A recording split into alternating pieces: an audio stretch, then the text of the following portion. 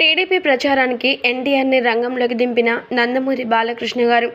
ఏకంగా నటసింహం నందమూరి బాలకృష్ణ గారే ఇలా టీడీపీ రంగ ప్రవేశానికి జూనియర్ ఎన్టీఆర్ని దింపేసరికి అందరూ ఆశ్చర్యాలు వ్యక్తపరిచారట. ఎందుకనంటే వీరిద్దరు ఒకరు నొప్పి అయితే మరొకరు ఉప్పు అన్న సంగతి మనందరికీ తెలిసిందే కదా. ఇద్దరికి అసలు పడనే పడదు. అలాంటి నేపథ్యంలో వీరిద్దరు కూడా ఏకమై ఒక ఫ్రేమ్లో కనిపిస్తే ఇక అది మాత్రం రచ్చ రచ్చ అని చెప్పడంలో ఎలాంటి అతిశయోక్తి కూడా లేదు.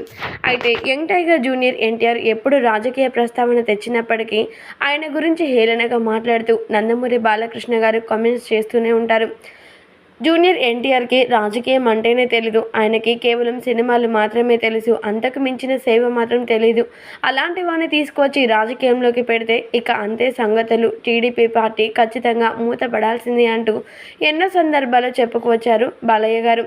కానీ అలాంటి బాలకృష్ణ గారు ఇప్పుడు పూర్తిగా ఆలోచించి రియలైజ్ అయ్యి నందమూరి బాలకృష్ణ గారు స్వయంగా వెళ్ళి టీడీపీ ప్రచారం కోసం టీడీపీ పార్టీలోకి రావాలని జూనియర్ ఎన్టీఆర్ గారిని ఆహ్వానించారట.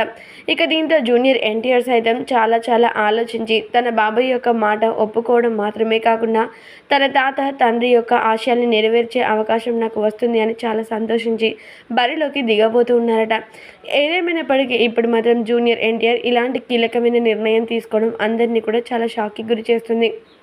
ఎందుకంటే ప్రస్తుతానికి తన కెరియర్ చాలా ఫామ్లో ఉన్న నేపథ్యంలో తన రాజకీయ రంగంలోకి రావడం కరెక్టా కాదా అంటూ ఎంతోమంది ఆలోచనలు పడ్డారట.